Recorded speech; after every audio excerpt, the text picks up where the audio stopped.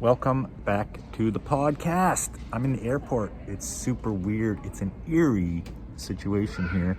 Kind of crazy. Traveling to LA, flying in for about a week. Got a lot of business to do. Got a lot of friends to see. This is me, but I should be wearing the mask, so I'm gonna wear the mask on this intro. That's the times, people. Okay. This episode, I have John of Grand Street Local. I've known him for a long time, since he had his brand Traeger. And interesting story, because he went from having a brand to owning a vintage shop full time, where it usually goes the other way. But we get into a lot of wicked topics on this episode. We talk about owning a store in New York, because he's basically on the same block as Supreme in Brooklyn. We talk about running of his brand Traeger. We talk about vintage influence in streetwear. But I think the best thing on this episode is we get real deep into the Air Jordan 1. He has a wicked collection. If you're watching this on YouTube, you can see that. And we talk a lot about it. How to know if they're wearable, the values. A lot of great info on Air Jordan 1s. So stay tuned for that after the vintage news. But also, along with the vintage news, John is doing lives Sunday night at 6 p.m. Eastern Time. So that's Grand Street Local is going live 6 p.m. Eastern Standard Time. Sundays, 6 p.m. Tune in for that. Check it out. He's got a lot of great shit to sell, so check it out. Okay, in the vintage news, well, like I said, I'm traveling to LA. Going to be hopefully catching some waves. Going to be seeing a lot of friends. I'm actually selling at the Melrose Trading Post with the Earthlings this Sunday. You can hear that baby crying in the background at the airport. So that should be dope. Never done the Melrose. Rose Bowl's still closed, so I'm doing the Melrose Trading Post. If you want to come see me and get an appointment to buy stuff, I have a whole storage locker full of gear in Pasadena. We're taking appointments on Saturday for that, okay? Friday afternoon or Saturday, taking appointments if you want to come buy stuff. It's a $500 minimum. I have thousands and thousands and thousands of items to sell, including thousands of t-shirts. So come through and see me. Okay, new segment on the show. It is called This Is Not a Stock Tip. I cannot give you a legit stock tip, because first of all, I don't think I'm qualified, but second of all, it's illegal. So this segment is called This Is Not a Stock Tip. I recently got put on to a company called Cielo. Okay, Cielo Waste Solutions. What they're doing is they're taking garbage and they're turning it into diesel fuel through a patented process, and they've pretty much figured it out. The stock ticker, I think it's on the Toronto Stock Exchange. It is CMC, Cielo Waste Solutions. Go check that out. It's been on a bit of a tear going up lately, and I think once they figure it all out and get a few more things put in place, it's gonna go on more of a tear. But hey, don't take my advice, because this is not a stock tip. Okay, I told you on the last episode. By the way, thanks everyone for tuning in to the Snapback Chronicles. Lots of good feedback about that. Go check it out if you haven't listened to it. Me and Jesse, but mainly Jesse, talk about the early days of Snapbacks, because he was instrumental in that. And yeah, we're gonna keep pumping out more episodes of that, so stay tuned. Also, the Polo archives are coming out, and go check out that, because more coming soon. Our Toronto store is shutting the door. Not because we were doing bad, not because of COVID, because the building sold. The building sold, and the landlord wanted us out because they want to open their own business there. What can I do about that? Nothing. So we got offered a way out of our lease, and to be honest, because of COVID and because this winter is going to suck, we said okay. So we're going to reopen in the spring. But until Sunday, you have 50% off everything in the Toronto shop at 418 Queen West. That's 50% off until Sunday. Go check that out. We just dropped over 100 sick earth and animal teas on FrankieCollective.com. If you know me, you listen to this podcast, you know I'm pretty pro-planet. And these teas are really dope. It's not associated with the fundraiser, but there's some great teas, and you can show your support for the planet by wearing them. Go check it out. But that's not to say I'm not going to do a lot of fundraisers in the future. I said this on another podcast. I'm actually looking to hire a position in Frankie that their sole job is to raise money for the planet and initiatives that we feel deserve our help.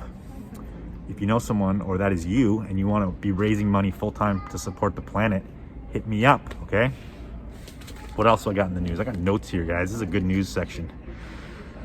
ThriftCon is coming to Vegas. Don't know the dates, but I saw they were looking.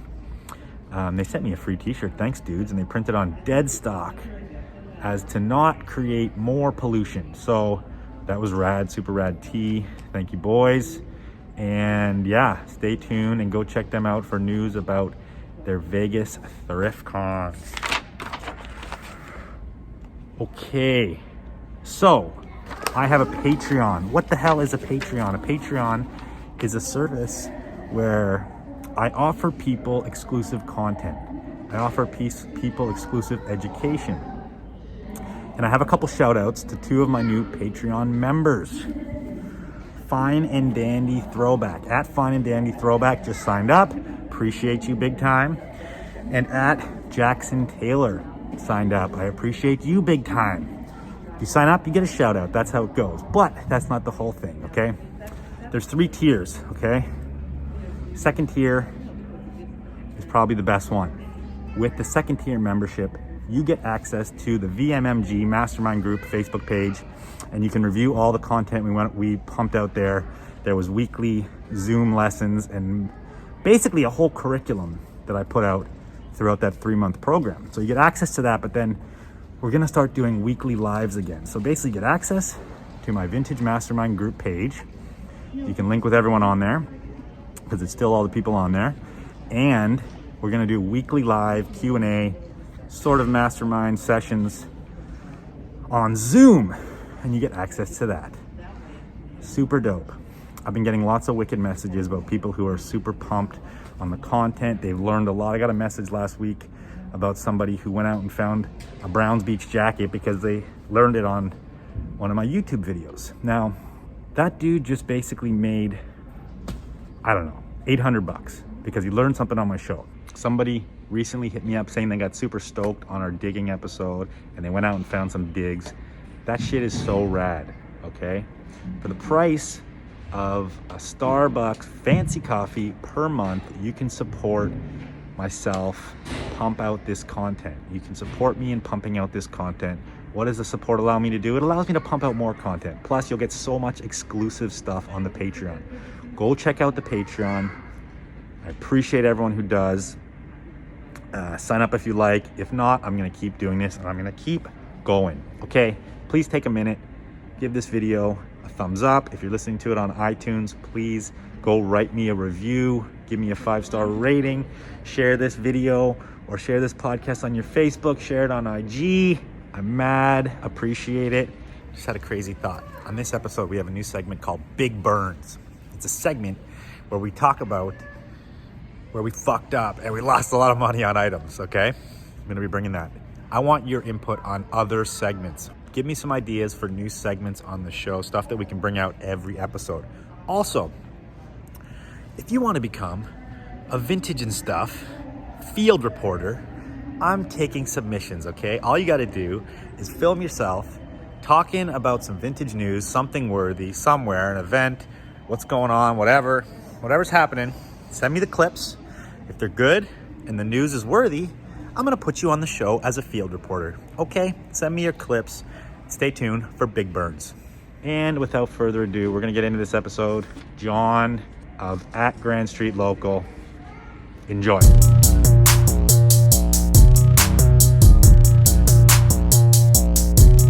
Welcome to Vintage and Soft with two high fits. Welcome to Vintage and welcome to Vintage and Soft with two high fits. Welcome to Vintage and welcome to Vintage and Soft with two high fits. Welcome to Vintage and welcome to Vintage and Soft. Vintage and Soft. We got vintage clothing by the rack. Yeah, just check out my Insta. How you gon' argue with that? Everything you see, I manifest. I'm an architect. I think I'ma run it back. We got vintage clothing by the rack. Just check out my Insta. How you gon' argue with that? Everything you see, I manifest. I'm an architect. I think I'll have some of that. John, welcome to the show. Yeah, thank you. Thanks for having me, bud. Thanks for coming on, dude. So you and I met, years ago at the Rose Bowl. This was you have an interesting history, different than a lot of the people in this business, a lot different than a lot of people that I've had on the show, because you actually went the other direction. Most people go from vintage into starting a brand, and I knew you when you had a brand, and now you're full blown into vintage, correct? Yeah, absolutely. So I kind of wanted to touch on that a little bit, like your history. Obviously, when you had the brand, which was called Traeger, right? Yep, correct. And that is like an ode to your family's history. Is that right? Yeah, Traeger was our original family kind of last name. So as I immigrated from Russia into Ellis Island, it got changed from Traeger to Feldman, which it turns out a lot of names got kind of butchered, and they almost tried to simplify them a little more, make them a little more American. And so, yeah, that's so funny. Like they took the soul out of so many people's names, probably. I mean, and so it went from Traeger to Feldman. Is that what you said? Yeah. Yeah, that's so wild. I'm sure that happened to a lot of people. But so yeah, I knew you in those days. And Traeger was run by yourself and your brother, correct? Yeah, my oldest brother Dan, who is out in LA now, he originally started it in 2010, and pretty much after the first season or so, he asked me to come out and kind of help him. And originally, it was for more so photography, shooting some stuff, kind of helping with kind of some design and some behind the scenes stuff, and then kind of fell in love with it too, and kind of working with him and doing everything together. And I kind of became the kind of like the head of the brand a little bit more in terms of retail and kind of helping with design and back end stuff. And honestly, it was, it started as a small brand, but in a few years we started doing wholesale and international distribution and some bigger projects and stuff. So we started talking to a lot of the big guys, and it was a lot of fun. It's just a lot of it's expensive to make your own stuff, especially all USA made. And so it came with some ups and downs for sure. No, I can relate, man. So your brand Traeger was heritage style. It was kind of, well, explain the vibe of the brand. So my brother and I I have two brothers. We grew up in South Florida. And to be honest, my oldest brother, Dan, who we ran the brand with, he was always way more into kind of like that 60s lowbrow type of culture, from choppers and hot rods to more of that kind of earlier styling and that type of vibe. So really, when he started doing Traeger, one of the taglines was the new American classic. And it was essentially a lot of just like classic, timeless, kind of like some of our favorite vintage pieces that we would go back through and go, oh, I wish this had this. I wish they did it in this color with these finishings or this type of thing. And so we kind of set out to start a lot of these pieces based off of what we wanted to see and essentially what we saw a lack in the market for. So we did, everything was strictly USA made, but we did everything from, cut and sew t-shirts and different washes all the way to button downs, denim, outerwear, hats, glasses, jewelry. We were kind of trying to touch into everything. And to be honest, I think if we had a little more time, we'd get into other things like furniture and that type of stuff as well.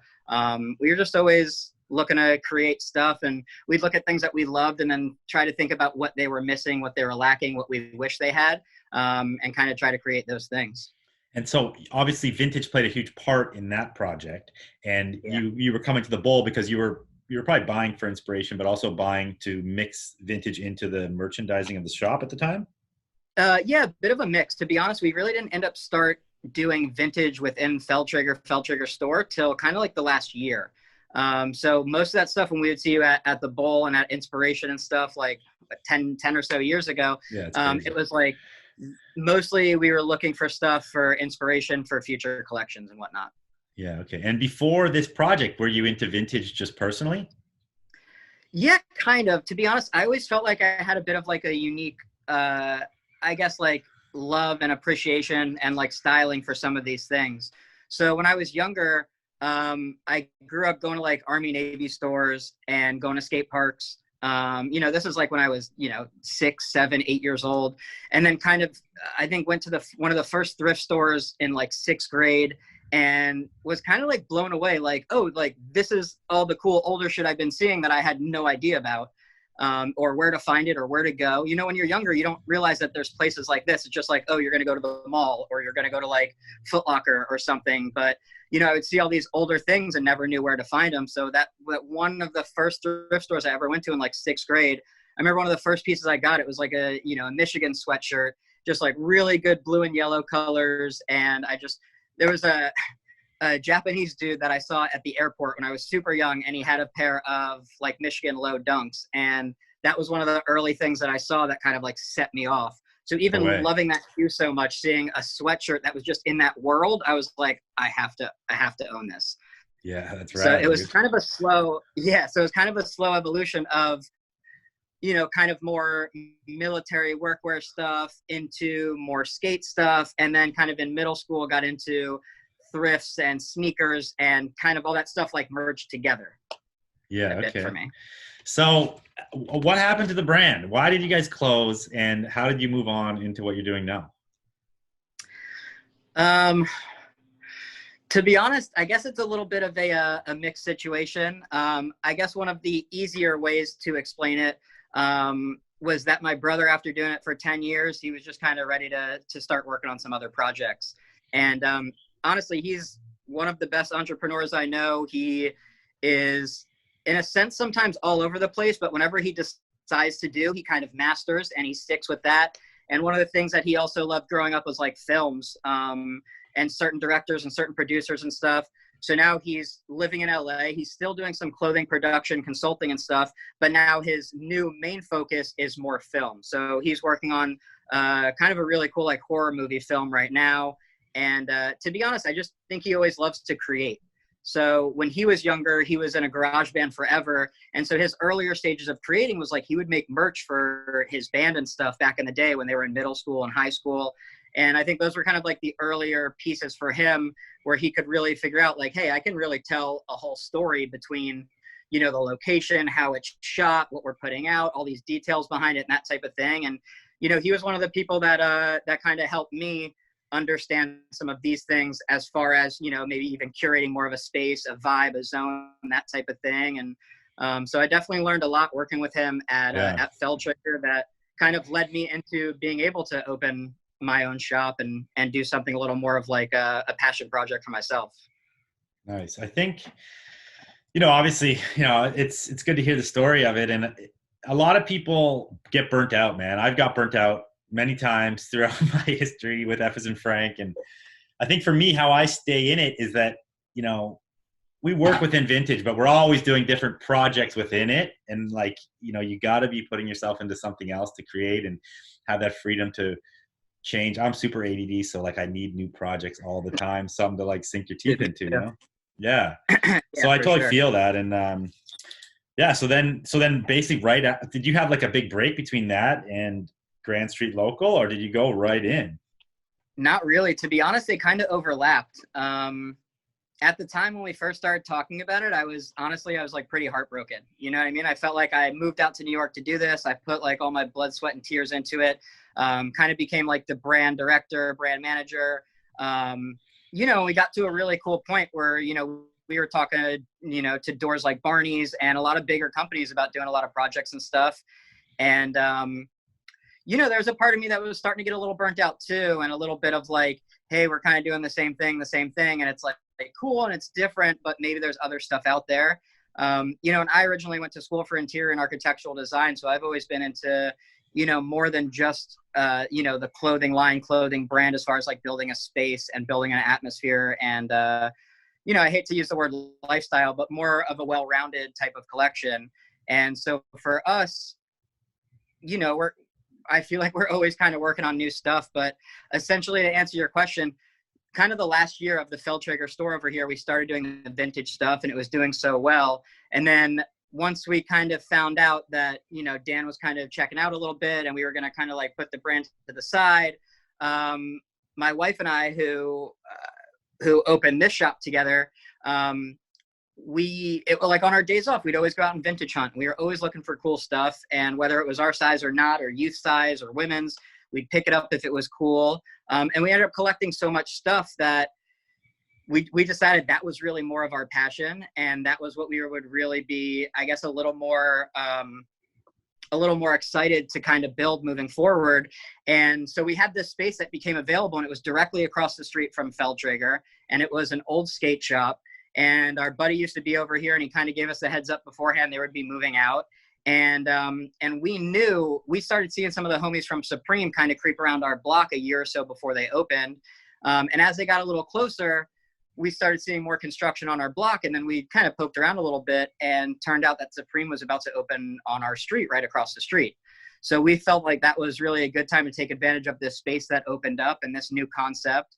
And so we ended up renting out this other space across the street. And for about maybe 6 months or so, we had both stores right across from each other.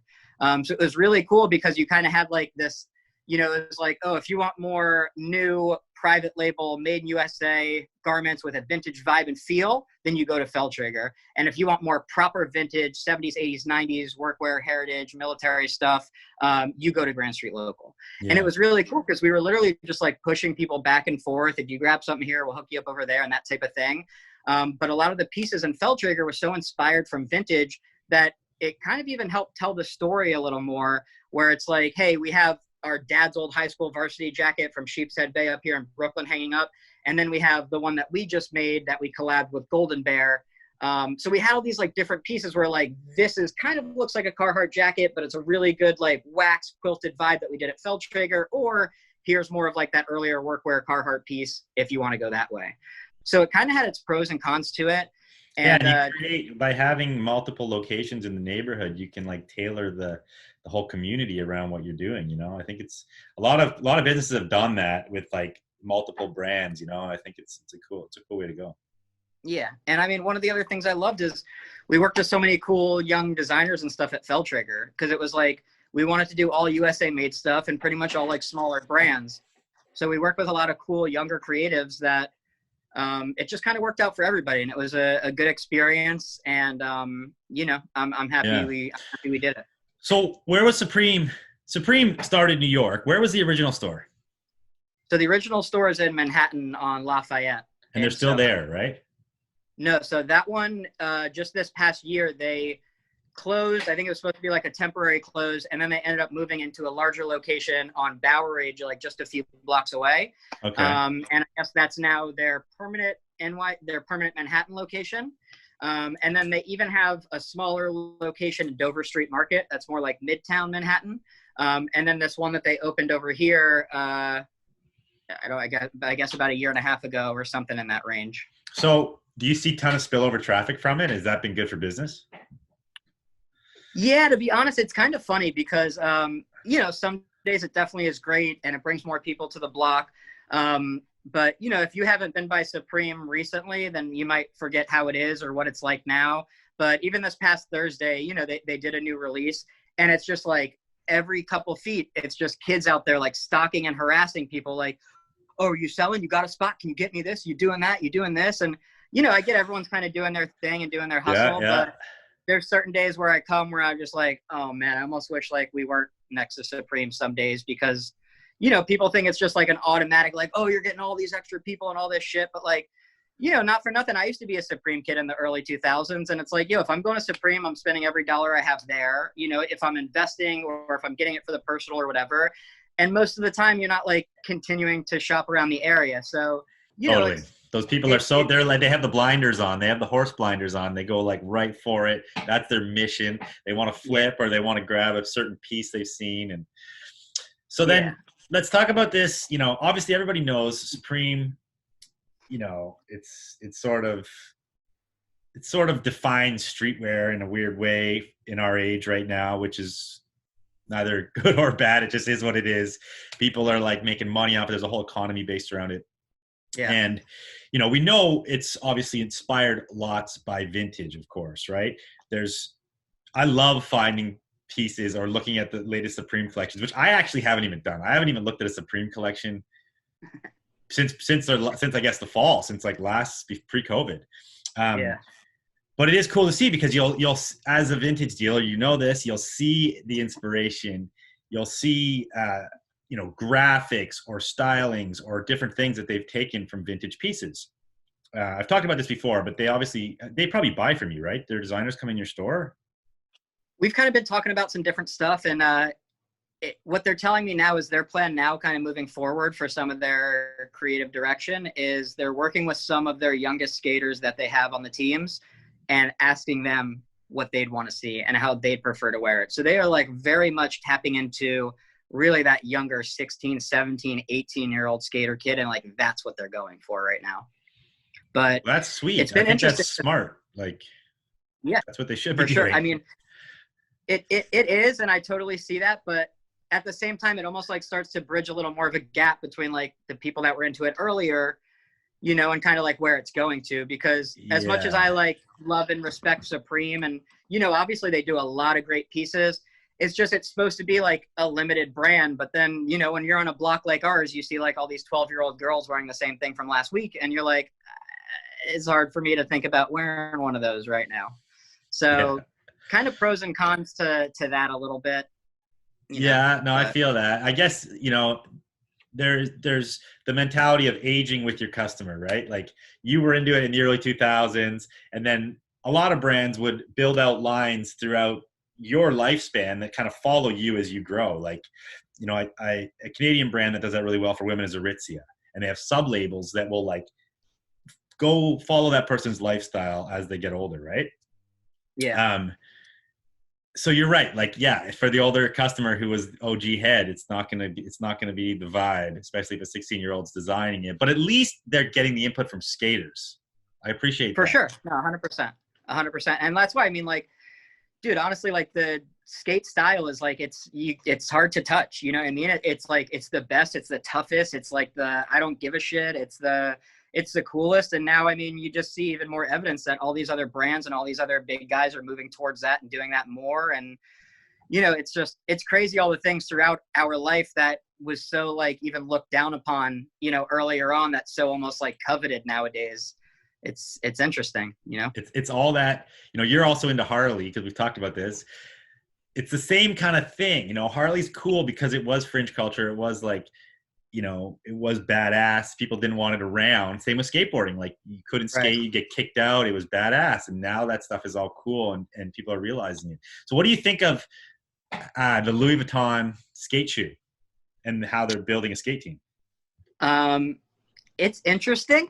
You know what I mean? I feel like it's like, it's kind of more and more wild every day. I feel like anything's possible with brands nowadays.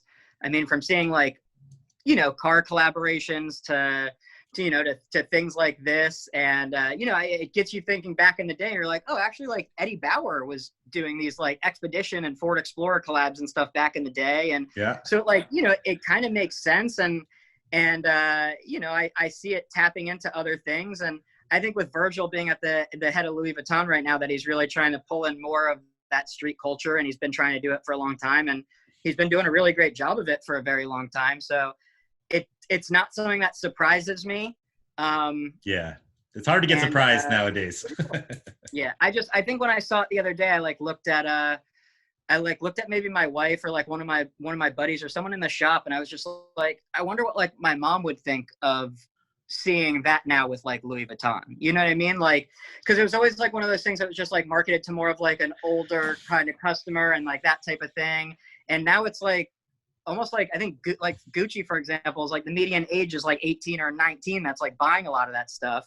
And so it's just like, it's interesting. Like, I wonder if almost like how Supreme a little bit, like some of the older heads are like taking it almost like a little step sideways. I wonder if that's happening at all with Louis Vuitton, if some of these older people are like, oh, well, now that there's younger kids that are skateboarding wearing this, that like, maybe that's not nice enough for me anymore.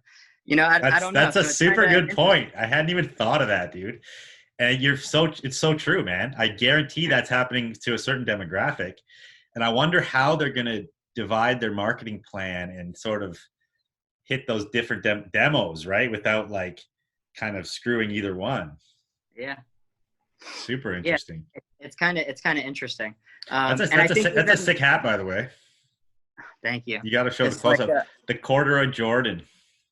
Yeah. This is to be honest, so like that's kind of another merge of some of my favorite things, where when we opened the shop, I think one of the first looks that I put up that was like just like really explained our shop was like an original Jordan Wings logo shirt from '85 with like a original 1940s, you know, World War II military deck jacket over it. And it was like that blend of like proper military workwear type of vintage into more streetwear pop culture. And like that's essentially like what we specialize in. that's like what I've always kind of been into.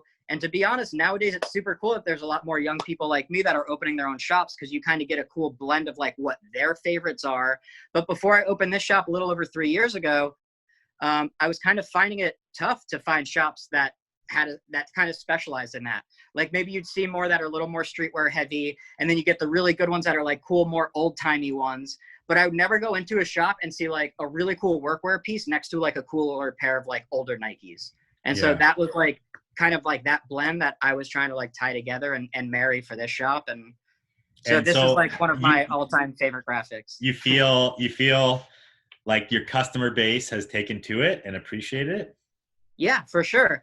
And, you know, it's cool because we get, you know, we do kid stuff too, but we get everyone in the age, you know, from, you know, like 8 years to 80 years old.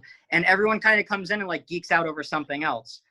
Whether it's like these old toys or even like these crazy old, like big metal Tonka cars where like these 70 or 80-year-old guys come in and they're just like, they look like little kids on Christmas geeking out over some of this stuff. So, you know, it's cool in here. It's like, we like having a bit of a range of like of vintage decades and of price points and of categories to try to kind of have something for everybody within our world. Yeah, so that's super cool. It's creative, man. And I think there are no rules, and you can create your own vibe and your own image and how you want to do it and how you want to present it to the world.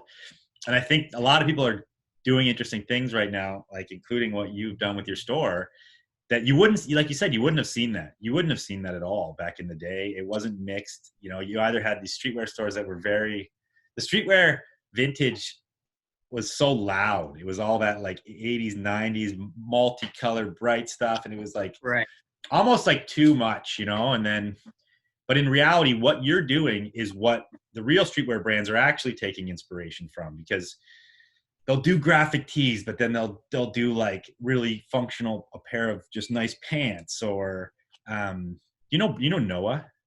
Yeah. Are they near you in New York?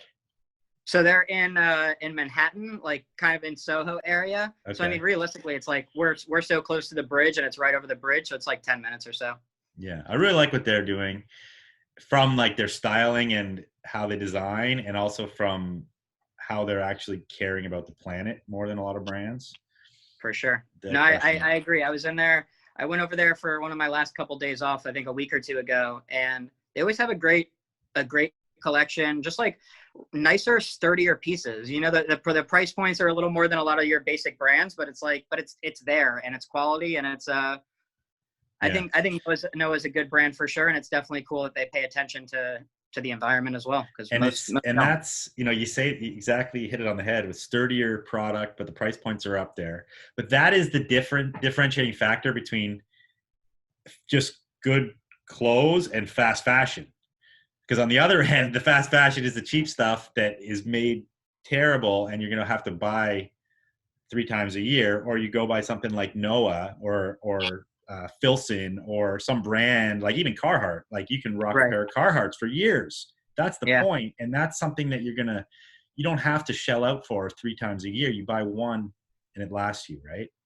Yeah. I mean, we get some people that come through. I mean, we get a lot of different people that come through in here, and like it's pretty much just me in here usually. So like I have a lot of good conversations with people, and there's a lot of different industry people and different things going on. And there's one guy specifically that comes in, he works for, you know, a bigger brand like that, and literally like their goal is to make things that are trendy enough, but literally will not last a season, will not last a few washes. They want you to be able to have to get a new one within a season or by the next year, you know? So it's like, it's kind of crazy how they literally do that deliberately. And I think it's almost like Apple, how they even like, there's something that came out recently that said like when you do update your phone, that it like there is something that slows it down a little bit, so you got to kind of do something else. And so it's like even for bigger companies that plays into the whole changing the charger plug and changing all that stuff so often that you literally have to go buy the new fucking charger. You're like, come on. Yeah, dude, it's crazy. Brutal. It is. Okay, I want to talk about New York. I don't go to New York very much. I go to LA a lot. I probably have only been to New York like 5 times since I was a kid. When I lived on the East Coast as a kid, we used to go more often. But New York gives me anxiety, man. I feel like the logistics of doing business in New York is tricky. and it's expensive, it's hustle bustle. So what's it like having a store there, dude? It's a lot of fun. It's definitely a lot of fun.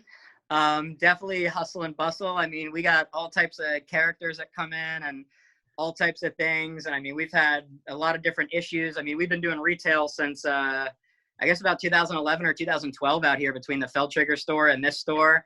So, I mean, we've run into all types of issues and different things. And it's interesting, but it's fun. You know what I mean? And there's there's not another place like it. And I feel like, the people or possibilities that could walk into your store here in New York, it's not possible to happen anywhere else. I mean, we've had all these, bigger brands come through that we've, started partnerships and started relationships together because they stumbled into our shop or because they saw us online and then like randomly came through. And I mean, it's gotten us working with, everyone from Nike to Calvin Klein, SNL, different shows, different companies now come through to pull or ask about different things that people are asking about for like trend forecasting reports. So it's interesting. And, to be honest, I'm not sure how many of these opportunities or what we would be like if we weren't in a cool spot like New York as well. We do online and we sell a bunch through Instagram and stuff, but for me, it's always been very important to have a space that you can kind of invite people into and kind of let them step into your world a little bit. Yeah. So for us, it's important to have like a showroom like this.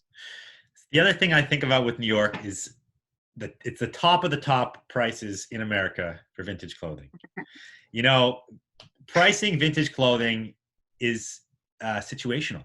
You can get certain prices depending on where you are. If you're in London, you probably get higher prices. In Japan, certain things are way higher priced than they are in America. New York is definitely more expensive than Wisconsin. So I look at like certain stores in New York and I'm like, wow, they're getting crazy prices. So do you feel that, or is it just Manhattan, or like, how do you feel about what people are willing to pay in New York versus other places? For sure. Honestly, definitely a bit of a mix. I mean, we try to get a lot of product that you can't find on other selling platforms. So we try to specialize in finding stuff that's like, in a sense, it's, some of the things you kind of put your own price point on it because you can't find it other places. So there's a lot of basic stuff like that too, where it's like, I could hop on Depop or Etsy or one of these like random sites and like maybe find this for $20-$30. But in the shop, it might be double that or triple that. And then a lot of the stuff we do is so like situational based on fade and wear. I mean, we've had literally two of the exact same shirts and I've sold one for double the price just because like crazy wear to it. We're also starting to get more items where sometimes I'm not sure if it should be $200 or $400 or $600. And one of the things that we've started to do more recently is we do like auctions. And, sometimes I think maybe we're going to sell something for $400 and it ends up going for $600 in auction. So it's kind of interesting, with price points, and obviously post COVID, it's like, we're trying to do everything we can, have the best prices and best deals. So we're like super competitive with everything. But at the same time, it's like, there's just some items that you come across on that you could throw whatever price tag and hey, if someone wants it, that's what they got to pay for it. And a lot of these pieces are only continuing to go up. So how was it in New York during lockdown? And obviously having a brick and mortar, you were shut for at least 3 months, right?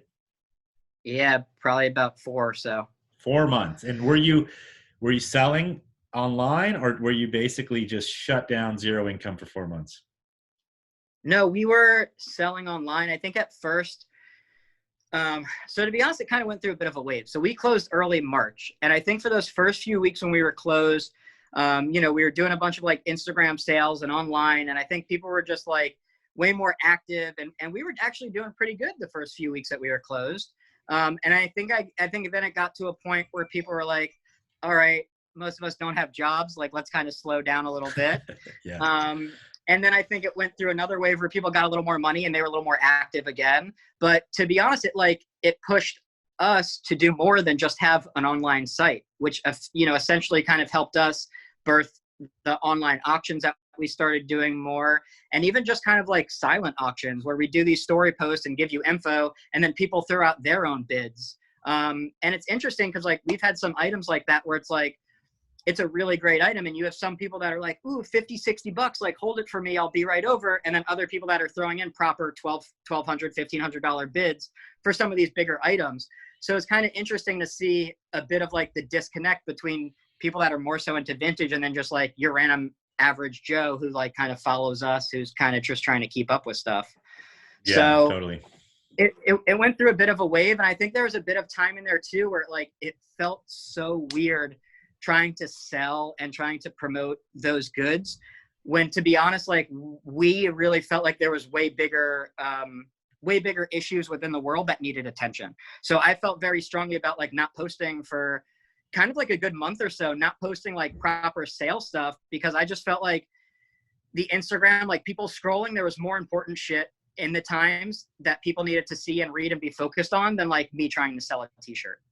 So yeah, there was a bit of pause there for us as well during everything going on. And, you know, I remember looking at my wife being like, I feel like my life is so like pointless. I'm like selling old clothes instead of like helping a better purpose. So I went through a bit of a struggle and a tough time trying to like align what I wanted to do and felt comfortable with for the whole world moving forward. So I thought about that same fact quite a bit during COVID and during lockdown. And what I came to the realization of is that what you do, what I do, what other people do who are going to listen to this is that you provide people with happiness and you provide people with an outlet and you provide people with a dopamine rush to get that piece from you. So yes, we're not saving the world. We're not frontline workers, but there is a place for it because people were obviously vibing on it. And then all these different things that happened online during COVID, like I talked to so many people because I do this podcast, right? And there's people that were saying that like the virtual fleas and the online community through COVID, like gave them like hope again and purpose, and they met so many people. So like there was that side of it that I think it's easy to get wrapped up and be like, we're not saving the world, but you had a place in making some people happy. Yeah, no, for sure. You're right. That's a good thing to point out. You know, it's like sometimes we forget about that stuff too, you know, and totally. It helps. People needed an escape too. They needed to like stop worrying for a minute and just like, shop, I guess. Yeah, for sure. So we're talking about New York. I got top 5 New York questions. Okay. You ready for them? Cool. Yeah, let's hear it. First is your top spot for New York pizza. Oh man, how did I know that was going to be your number one question? It's just such a New York question. There are so many good spots, and like what I love is like they're all like a little bit different, you know. So it's like this type of pizza, that type of pizza. If you want, you know, the best pizza for $1 or $2, or if you want the craziest pizza with like all these toppings on it or whatever. But the New York slice is a thin crust slice that you could fold in half. That's like the New York slice, right? Yeah. So I'm going to tell you my favorite neighborhood place. It's like a couple blocks away from where I live. I go there quite often. They become good friends. I think they're even, you know, like follow us and like our photos on Instagram, which is very cool for a local pizza spot. But it's called Zeff's, Zeffs. It's maybe like 10 minutes away from the shop. Little hole in the wall, but Zeff is literally the guy who's working there every day making pizzas. And we love it. We go there. Yeah, we go there all the time and grab a slice. So if you're ever out this way, I would check out Zeff's. Shout out Zeff's. I'm checking it out next time in New York. Okay. Cool. What about your favorite vintage shop other than yourself, of course? Could be Brooklyn, Manhattan, whatever. Cool. I'd say one of my favorites is going to be, there's a spot here in Brooklyn, maybe 5 or 10 minutes away from our shop. And it's a bit more old timey, but it's called Raggedy Threads. And you probably know Jamie. She's got a spot out in LA also.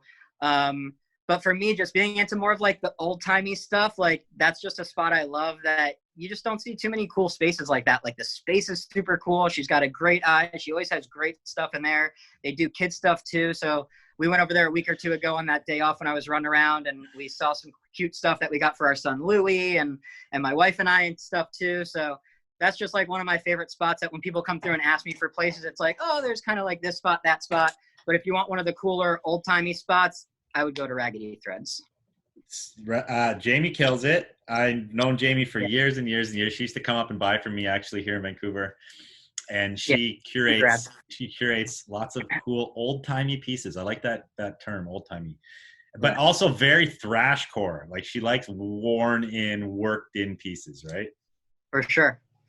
Yeah, it's just like you honestly, it's one of those things where you never know what you're gonna find. And you know, it's like I've been doing this and into it for so long, but I still see so many pieces that I'm just like blown away on. Either I've never like seen it in person, or you know, I've seen, you know, just like I've heard stories about it, and then you like, you know, you go there and you're like, actually, like you have a chance to actually own one.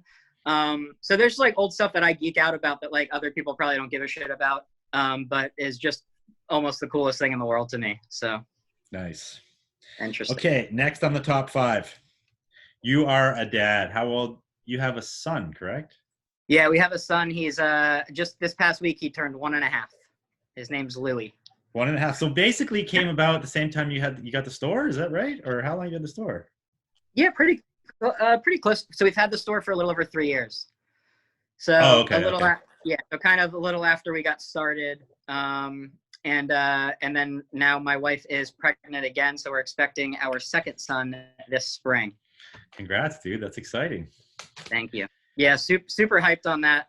Super hyped on that. And honestly, being the dad is like the fucking coolest. It is the raddest ever. So I'm hyped to get another little one, and I'm one of 3 boys too. So hopefully we'll have a third one running around with the group soon.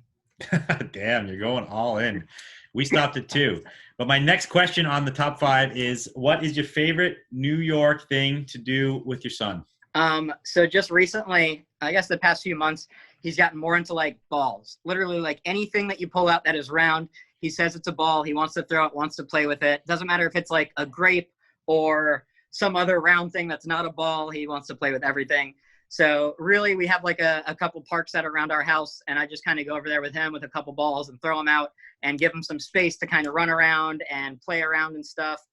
So that is kind of just my favorite thing, because, you know, he's in the house most of the time and he's running around a little bit, but being in New York, it's like, you kind of got to go to more of a park or like an open space to be able to run around without like you just being on the sidewalk next to cars and stuff. But, well, you know, one of the other coolest things that I like, it's hard for me to believe sometimes, is just a few blocks away from our store is like a park called Domino Park. And it used to be the old Domino Sugar Factory. And they kind of tore down half of it and rebuilt a really nice park and then left the other half. So it's crazy. It's like we go down to the park now and play, and it's like literally in the background is like the Empire State Building and just like the skyline of New York City. And so it's just crazy to think that, like, you know, and, you know, years and years down the road, we're going to show him this picture. He's 1.5 playing, and like his backyard is like New York City. It's totally kind of wild. Because you didn't grow up there. You grew up in Florida, right? You said? Yeah, I grew up in South Florida. My dad was from up here in Brooklyn. So he used to come up a bit when we were kids. And to be honest, ever since I was younger, I would like save up my money to like come and like shop in New York. And in my earlier days, I was like more into like sneakers. So I would literally come up to New York in like 8th grade, early high school, and I would get lost in like these super hood spots, like totally by myself. And I'd go to Harlem, I'd go to, you know, Fulton Street and all these places. And I'd just be like this little kid walking around by myself, just like looking for cool shit. And surprisingly, like I would find incredible pieces and I would whatever. And so always back in the day, even when I was living in Florida, I'd come up and I'd go to Supreme, you know, back in the day, you know, 15, 20 years ago. And you said you were a skater, right? Did you used to come skate in New York? Yeah, honestly, I never really skated in New York. It was more so like my, I guess, like younger life. I think until like about 13 or so, I was skating and stuff. And then I started to transition more into like, I guess, more like classic American sports and shit. Played like soccer and football. And I was such like after skateboarding, I got into like rollerblading, and I was such a strong skater that they asked me to play hockey, and I started playing hockey. And so I started playing all these other sports. And to be honest, I like grew up with a couple older brothers. So I was always just like a little more, you know, like tougher, more physical sports and stuff like that too. So kind of had fun playing those and stuff growing up for a bit. What's your theory on, so you're the youngest of 3 boys? Yeah. Yeah. You feel like there's like, I have this theory, like I have 2 boys, but my youngest is is such a hesher because he's trying to like keep up with his brother, right? And he's like pushing, Yeah. and his brother's doing something. He's 4 years younger, but he's like, I'm going to try that too, you know, and he'll like jump off shit or do whatever. So the youngest one ends up probably being more athletic because he just pushes harder at a younger age to keep up with the older siblings. Yeah, for sure. I agree. I mean, it was funny because like younger, you're like, you know, oh, he's, you know, they're bigger, they're taller, they're stronger, whatever. And then it goes through a phase where it's like, I'm bigger, I'm stronger, I'm, you know, whatever. So it's kind of funny. I mean, it did. And it was cool because we were kind of so close in age. We were all about a year and a half apart. So for example, like we all went to high school together. Like I was in 9th grade and they were in 11th and 12th grade. So there was times when we were close enough that we'd like be on one of the same teams together. And like one of the years that we played hockey, we all three played hockey together. And the league made a mistake of putting all three of us on the same team together. So that was a fun season of constant just, you know, fights and beating the shit out of people that looked at your brother the wrong way. And that's like the Hanson brothers, man. Or parking lot afterward. That must have been a good team. Did you guys kill it together or what? Yeah, we did, and it was a lot of fun. You know, it was like we were like the Bash Brothers. You know. yeah, totally. Okay, on to the next question. Let's give the listeners a tip on good spots to go thrift in the city. You don't got to give up all your secrets, but we just need one tip somewhere to go find some thrift. To be honest, sometimes like the lame spots have something. Things like the Buffalo Exchange and like the Beacon's Closet. It's a lot of new stuff. It's a lot of bullshit, but occasionally I'll go there to get rid of stuff that maybe we get in like a bundle lot, or if it's not really working in the store, whatever, I'll go over there and drop stuff off, donate, sometimes sell some stuff or get like a store credit. And occasionally like you'll be flipping through the rack and you like, sometimes you'll see some good pieces that like people sleep on. For us too, at this point, it's like nothing's off limits. One of the other things that I would recommend and suggest that I've been doing more of is you see somebody in the street wearing something cool that you're into, ask them if they want to sell it. Ask them if they would sell it, you know, if they're open to it. That's something that I started doing more like the past couple of years. And there's a lot of people that look at you like you're crazy and say no. But like I got a really cool Nickelodeon shirt off this dude's back for $10. And I've gotten turned down offering somebody like $300 cash for like their Grateful Dead shirt. So like you never know who's going to say yes, who's going to say no. But like in the New York area and the Brooklyn area, like so many cool people have so much cool shit. And you just like, you never know the backstory. Like maybe someone just thrifted it for $1 and it doesn't fit them right. And like, they don't care. Or maybe their dad passed it down to them and like $3,000 wouldn't get it off their back. So I think that's a cool thing. And almost like a good challenge for people also moving forward, where like you could be anywhere. I mean, I've been in the grocery store line, a gas station, you know, wherever, just walking down the sidewalk. And I think that the easier target too is like that older guy, you know, the guy who's 50, 60, he's had this old shirt for, you know, for years. It's like, oh, you want this old dirty shirt with the holes and the rips and the paint on it? You know, you're like, yes, sir, I do. Yeah. So, you're probably not going to buy something off someone's back in the Supreme lineup. You got to get off the beaten path. Go find the old guy. Good tip. Yeah, for sure. It's funny you said Beacon's Closet. There's a Beacon's Closet in Brooklyn, or there was, by where the Brooklyn Flea is, in that neighborhood. Okay. I think there was one there when I there's was like there. there's a few of them. It's kind of like a chain, so there's like a few of them. Yeah, and I actually found something in the New York Beacon's Closet, dude. And I found like a 40s. I found a 40s leather jacket on the racks for like $30. It was sick. So that's one of the things. The reason that things slip by is because there's a lot of younger people buying that like don't know and don't get it. And that's why it's not a great place to go to sell, because they're only giving you like $3, $4, $5 an item. But they don't know most of the time when they bring in a really good piece. And so it's sitting there for $30, $40. So that's awesome that you found that. And it's like, it's crazy because most other people would even look at it and be like, oh, this is just like a random older jacket. Like who even cares or whatever. Yeah, exactly. But, you know, people that are into it, there's, you know, you look at some of those details and you can tell, you know, when that thing's from. Okay. Last question for the New York top 5. We need your number one deli. New York deli, but you can't say Cats, because is Cats the big one? Yeah. Okay, you can't say Cats, but that's the only one I know. Let's see. It's funny because like over here, like you have really like kind of the good delis, like Cats is like the bigger sit down delis.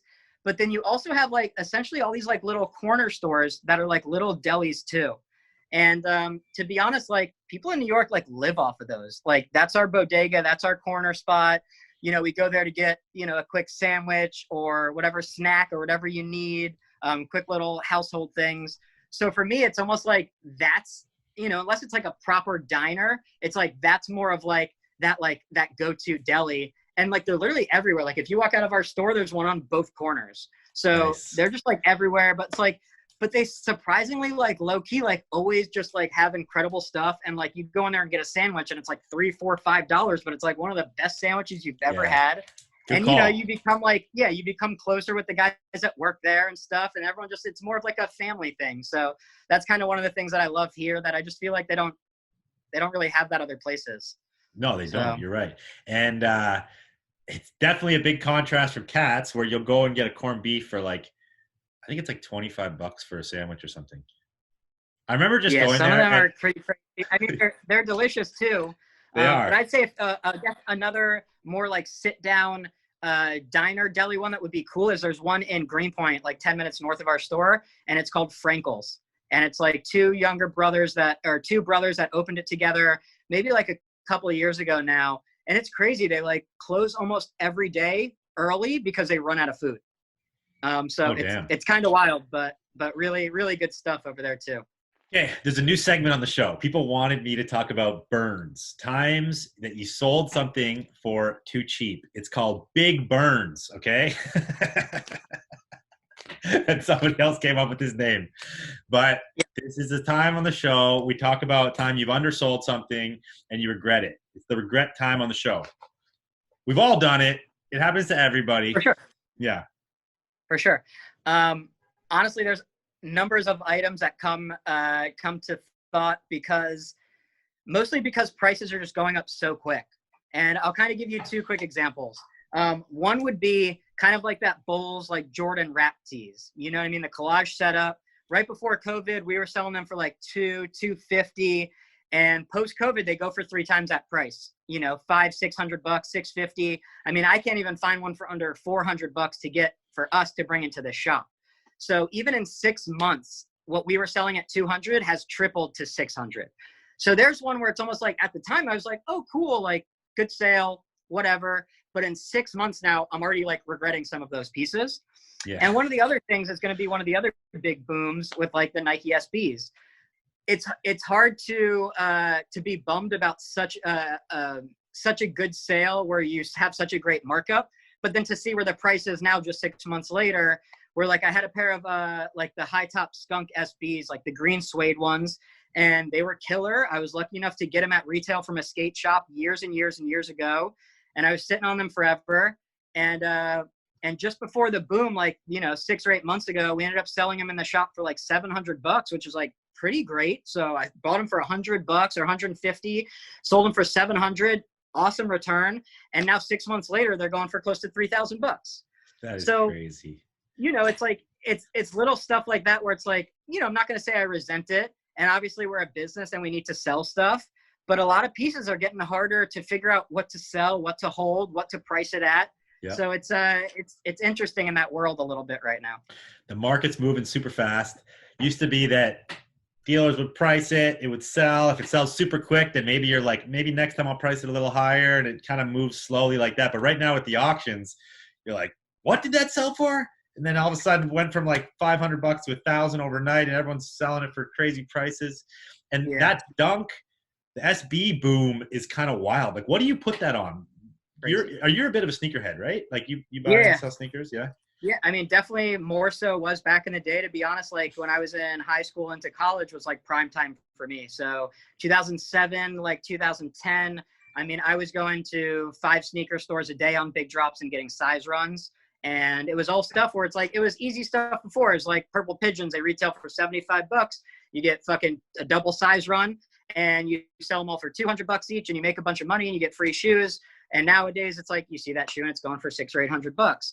So for me back in the day, it was like, you know, you see everyone doing the loops now and doing the size runs and whatever. And like in the earlier days, like that's what I was doing and it was working out really well. And at first it was just like, wait, so you're telling me that like if I get this shoe for $75 and then I sell one of the other ones at $75 for 200, that I'm getting a free pair of shoes? And like, that's what it was all about at first. And then it was like, wait, is there a limit to how many I could buy? And like, literally, if I had $2,000 in my bank account, I would clear that shit out because I knew that it was going to, you know, increase and multiply and multiply. So for me, it was like, that was when I was very much into sneakers and the reselling and getting what I could. And I was on like, you know, sneaker forums like ISS and like Nike Talk and doing a lot of business there. And to be honest, nowadays, like I can't get a shoe. I can't win a fucking raffle. I don't hit on Sneakers app. I don't think I've gotten a new shoe in close to 2 years, besides maybe one or two random ones that I've gotten here or there, because I can't secure a shoe. And now it's like such like a normal thing for something to sell out and be $800 or $1,000. And so for me, the sneaker game has died for me. How did you get them? Back in the day, you could walk in and buy 2 size runs with like no hookup, just like straight off the shelf. Yeah, for sure. I mean, so there was a few like I went to college in Orlando, and in Orlando, there's a bunch of different skate shops, a bunch of different Nike outlets. And so I would literally like hit that loop of like hitting those 5 or 6 skate shops. And like some you'd go to and maybe they have a 1 or 2 limit. And then you go to other ones and you ask and they go, no. And if you wanted more than like 1 or 2 pairs, like if you wanted more than 2 pairs, they literally look at you like you're crazy. Like, okay, you want 1 pair and you're going to skate them. So you want another pair? Maybe. But you want every pair that I have left in the store? You want a size run? You want a double, triple size run? Like what? You know what I mean? And you have all these other little kids in the shop that are looking at you like you're crazy. And a lot of them, like I would, you know, they'd be a few years younger and I'd go over and try to like school them in like a nice, respectable way. And I'm like, yo, get as many as these as you can. Like, this is an investment. Like, these are $100 each. They're going to be $200, $300, $400. And some of these kids would look at me like I was crazy at first. And then I was like, yo, like, it's a bit of a hustle with like something that you love and enjoy. You get free shoes, you get whatever. And so I would literally call these different skate shops, and sometimes I'd be driving an hour or 2 hours to be able to hit all these different ones and get as many as I could. But I remember days even going to the malls and going to Foot Locker.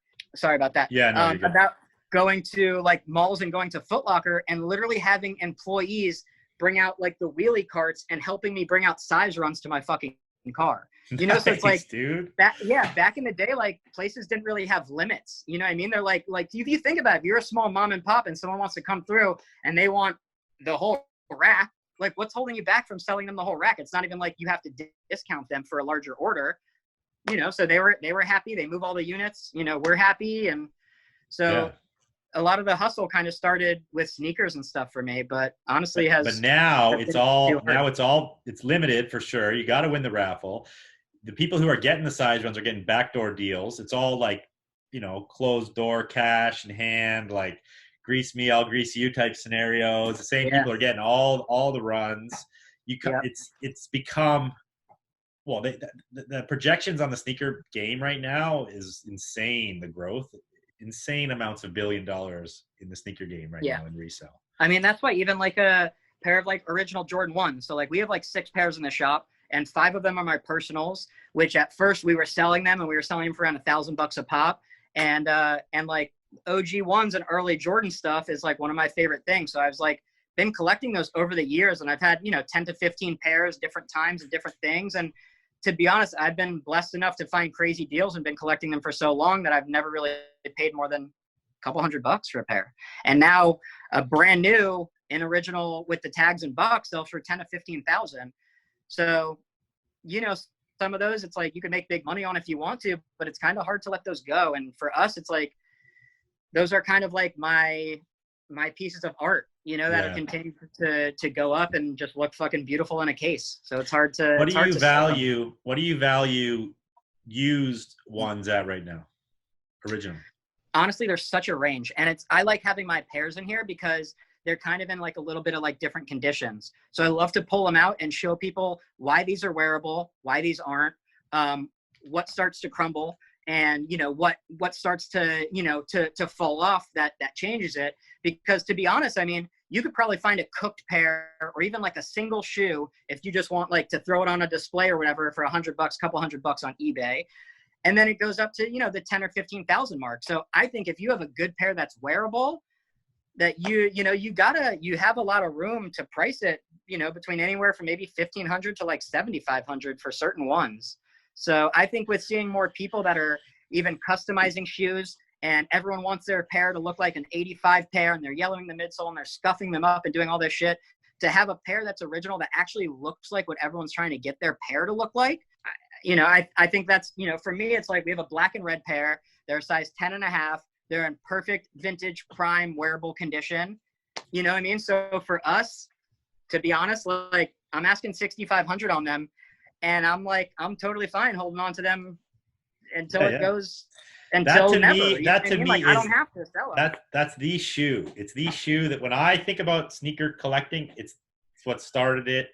It's something that's held true value throughout the whole time I've been into vintage, and it's cool to see. But it's like you said, they can go for like $1,000. Yeah, sick. They can go for like $1,000 up to whatever, 10 grand. What makes this shoe is mostly wearable, right? Which is also a really cool thing because an original pair of threes is not wearable. Yeah, I'm going to pull out a couple pairs for you so I can kind of show you real quick. Yeah, let's do it, man. To be honest, I'm just going to relocate for a second and pop the light on. So you can kind of see peeking out in the background also. We have like this barrister with a bunch of my personal originals back there in the case. And then some of the Wings logo t-shirts above as well. So I'm going to pull a couple over there and kind of show you like what makes them more wearable and kind of less wearable as well. And this is sick, dude. Yeah, I'm stoked. I'm stoked. I love this kind of shit. I'm not really a sneakerhead, but I love to learn.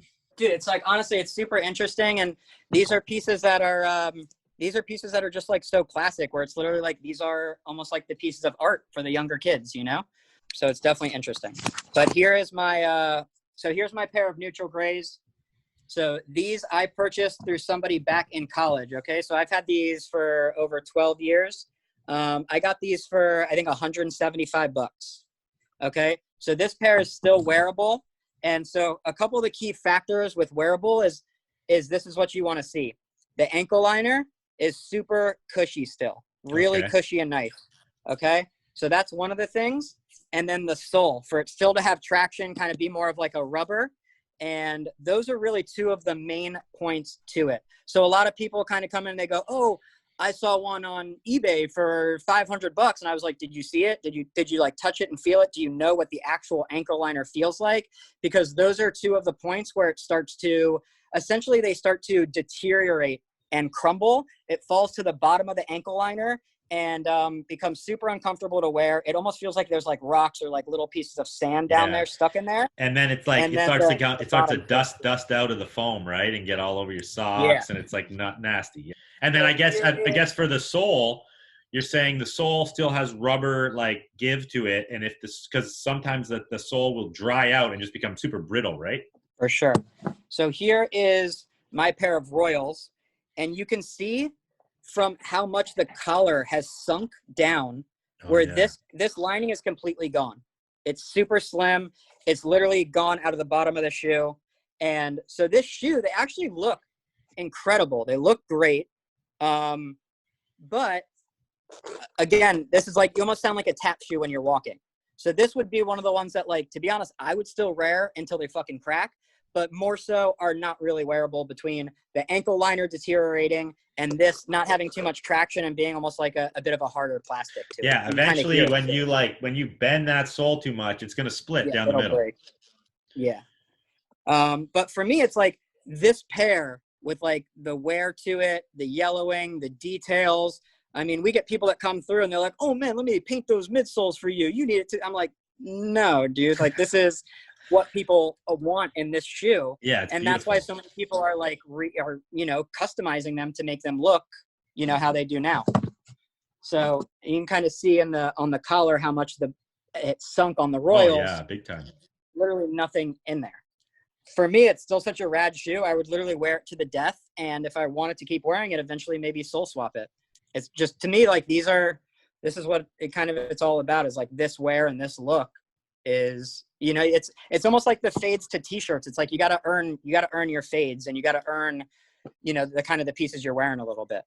So Yeah, just like denim, you know, you earn the whiskers, right? You earn the fade. yeah, absolutely. Like same thing. And so these two are both super wearable, you know, so you got cushy up top here in the liner, nice traction down here. And again, just like insane wear. These I got from, these I actually got from somebody at Inspiration in LA, like 3 years ago. Nice. Maybe even more, 3-4 years ago or something like that. And I think even at Inspiration, I got these for like $200, $250. You know what I mean? It was like, it was before a lot of that bigger, I guess, kind of sneaker boom type of thing. And before like the OGs, and obviously now like the ones are just it. But so question for you know, you, it's like, how many colorways are there? Is there more than 4? You just showed us 4, right? yeah, there's a bunch. So we have 5 here. Okay. So we have the Chicagos, we have the black and white, we have the Royals, we have the neutral grays. And so those 4 are all my personal ones that I wear. They're my size. And just a solid piece.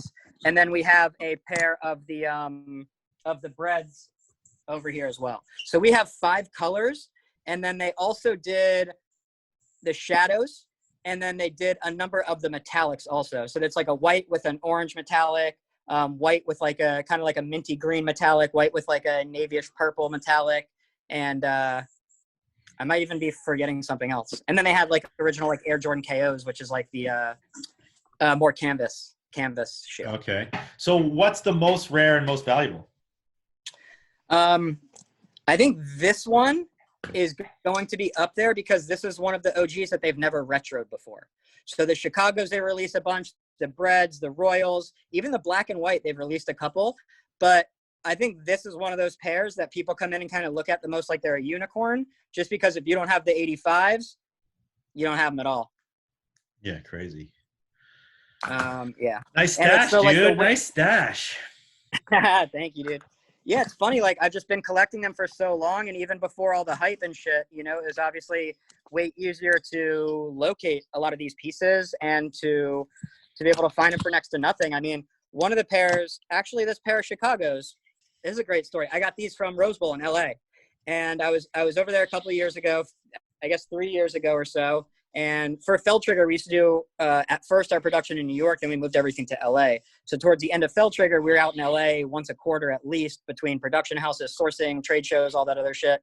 So we were at Rose Bowl, and literally I had like know a bunch of other people there with booths and other shit. And someone sees me, walks by and goes, yo, they have a pair of OG ones over there that I think you would really dig, and blah, blah, blah. And I don't know what the guy wants for it, but I think you should go check them out. And I was like, for sure. Like I ran over there. It was one of those like back left corners where it's like a huge fence, and the guy just has, all these shoes set up. So he's got all these shoes set up and whatever. And there's so many, there's literally like thousands just all lined up on the floor. Right. Yeah. And so I'm always scanning, you know what I mean? Especially sneakers and stuff. So I'm like scanning, I see the pair, I'm like fucking beeline for them. I pick them up. I'm checking them out. They're good. They're real. They're 85. They're still wearable. They're my size. I'm just like, what is happening right now? I'm at a flea market. I'm actually about to pick up this pair, and I have no idea what the dude's going to price them at. You know what I mean? He could tell me $2,000. I have no clue. And so I hold him up, and he's probably like 30 feet away, right? He's like over there. And I hold him up, and I was like, yo, what's up, bud? Like, how much you want for these? He looks at me real quick. He's almost like squinting a little bit too. He goes, give me 100. And I'm like, all right, yeah, let me see if I got it. And I'm like sitting there, and I start looking through my money, and I think my hands like kind of started shaking a little bit. And I was like, no fucking way am I about to get this pair, blah, blah, blah. And so I walk up to the dude and give him the $100, and I'm out, right? Yeah. And so I walk around, and I go back to the other homies who put me on, and I was like, yo, thank you so much. Like, I can't believe you didn't snag those. Like, I just fucking got them, like, whatever. And he was like, no way. He's like, I thought they were going to be so much. I didn't even ask, how much were they? And I go, the dude gave me for $100. And so the guy's like, no way. Like, my friend just said he told him like 500. And I was like, what? And I was like, to be honest, like, I'm a pretty honest dude. You know what I mean? And so like, it was a fucking great come up, excuse my language, but there was a part of me that felt bad. It felt a little funny. And so I went back and I told the guys, like, listen, I know the deal's done, but I just wanted to like double check and make sure that like this is cool and blah blah blah, and I just want you to know that like what you had type of thing, and like I appreciate the deal. And the guy goes, oh my God, I'm so sorry. He goes, my uncle he went to the bathroom. This is his stand. I'm just like watching it and blah, blah, blah. And he felt so bad. And like, I also kind of felt a little bit bad, but I was also like, I'm not about to like give up my fucking grail that I just found. And so I was like kind enough to like give him another $50, you know what I mean? Just cause I felt bad. So what do you mean? Still, So the uncle priced him at 500, and then the nephew sold them to you for 100, and then you went back and you gave. Did you see the uncle? No, I didn't see the uncle. I saw the nephew again, and I was just like, because I didn't know if it was his booth or his uncle's. Like I have no clue. There's one guy standing there. Yeah, you asked the price. Yes, totally. You know, I paid for the shoes. And yeah, he was literally like, oh my God, my uncle's going to fucking kill me and blah, blah, blah. And I didn't even bring him back with me to talk to him because I didn't want it to be a situation where he took him back or totally showed up. Oh, he got into a fight or some dumb shit. So I was just like, yo, I feel so bad. Like, here's another $50, you know, and kind of like step backwards in slow motion. And like, so it's just that crazy. is a Never know score. what to find.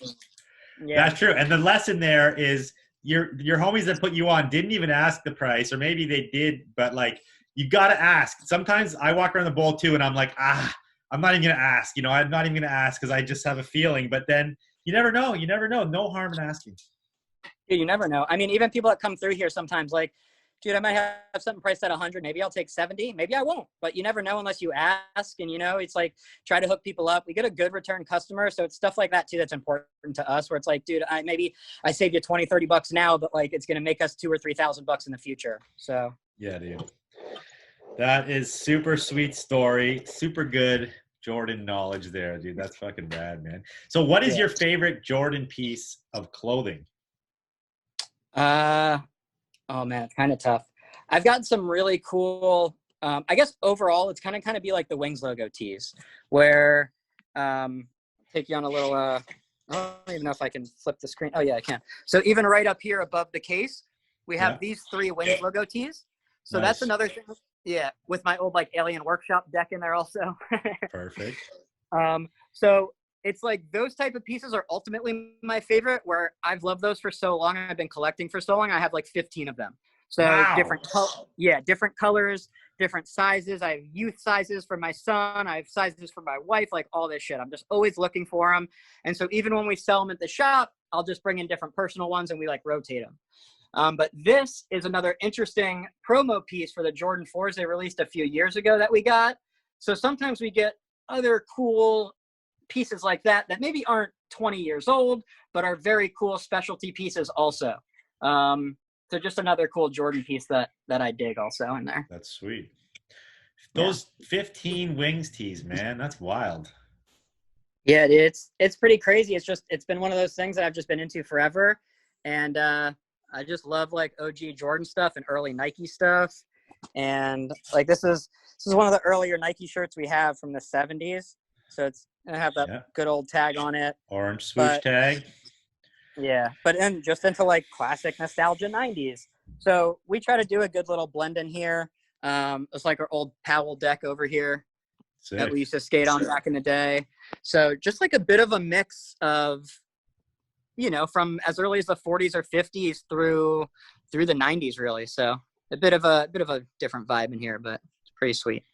Get the Fraser jacket on the wall.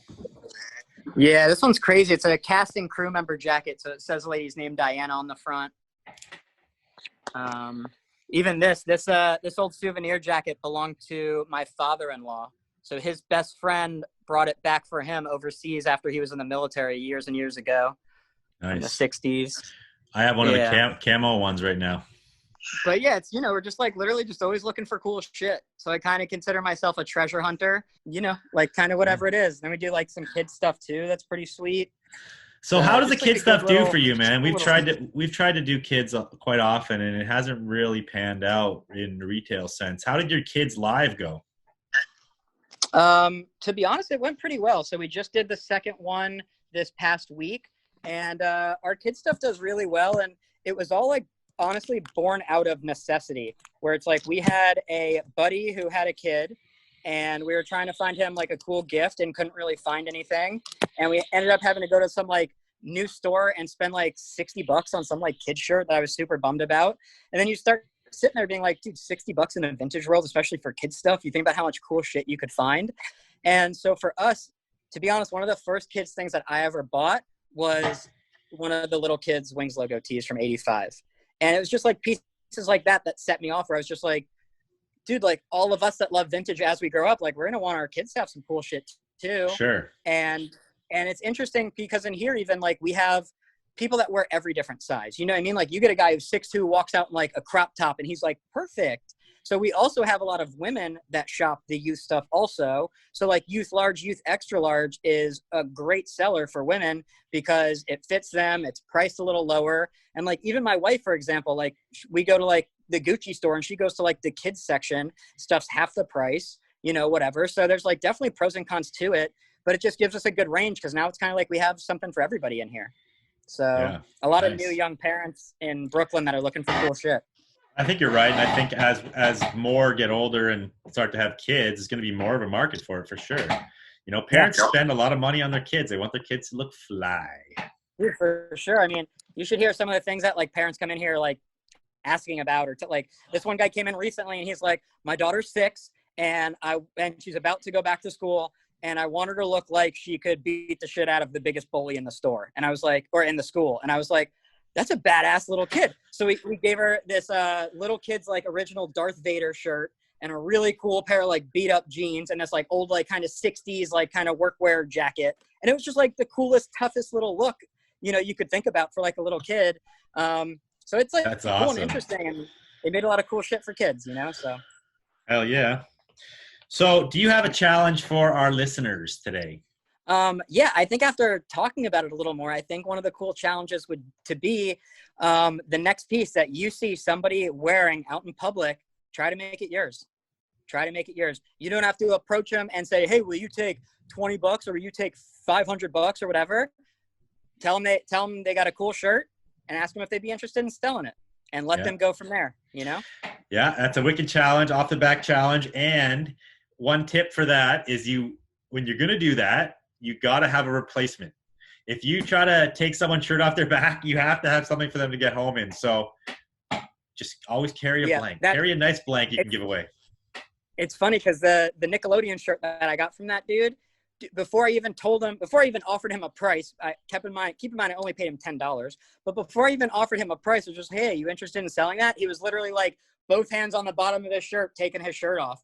And homie walked down this, like this is a grown man, walked down the sidewalk of New York, hairy chest and back out, no shirt, happy. He's got $10, going to get a couple beers. So perfect. Yeah, I mean, one of the things that we were talking about was making like a store shirt that's essentially like Grand Street Local bought this shirt off my back and all I got was like this lousy t-shirt, you know, type of thing. So it's like you know, you get a cool t-shirt and you kind of got something to take away from it. Okay, man, we're going to end it here. You got any shout outs? Cool. Honestly, like to you and your brother for kind of doing what you guys do. And to be honest, it's cool to see even like your pops kind of step in and talk about stuff that he's been doing for years and that type of thing. And, you know, you guys were some of the earlier guys that we met in the vintage world that were just doing cool shit and continue to grow and continue to not only do cool vintage pieces, but to do Frankie's Collective and to be repurposing and doing it well and tastefully.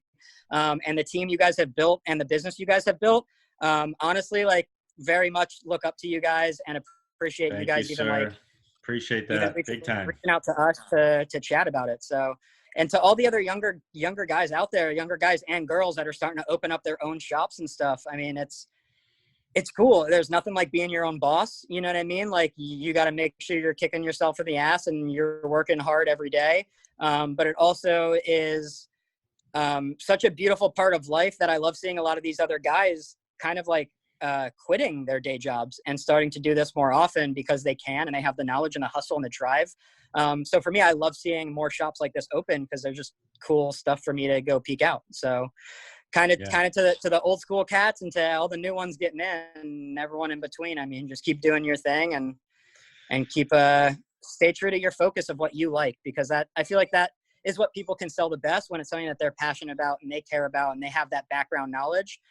So I feel like that's interesting too, is, you know, when you find older pieces, ask as many questions as you can, where it came from, who had it, who wore it, you know, that type of stuff, because that'll help you sell and kind of inform people on the items moving forward, make it more valuable. So yeah, the story goes a long way. All right, dude, that was awesome. It was great chatting to you. Thank you for coming on. And hopefully I will see you sooner than later in a post-COVID world. Okay, thank you for tuning in. This Sunday, check me out at the Melrose Trading Post with the Earthlings. As always, you can go to fsandfrankvintage.com and get 35% off with code VTG and stuff. Go check out Frankie Collective. We're dropping tons of vintage and reworks all the time. Please check out my Patreon. Link is down below. Like this video, share it. I appreciate you guys. More content coming soon.